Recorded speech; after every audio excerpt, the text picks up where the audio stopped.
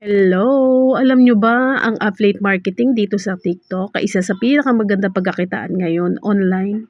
Ito yung aking mga naging earnings. Ayan, meron ako ngayong commission na 63 pesos na naging pa-order ko. 'Di ba, ang laki? Yan. Tapos papakita ko sa inyo yung mga naging earnings ko pa nung mga nakaraang araw. Ayan. Yan ang balance ko ngayon. Marami na rin ako na-withdraw sa GCash. Ito yung mga naging commission ko dito sa affiliate marketing. Yan, mga na-withdraw ko na po yan sa GCash. Kaya talagang napakaganda po ng affiliate marketing. Kung gusto nyo talaga ng pagkakakitaan. Yan, nakita nyo na meron lang po akong 220 followers.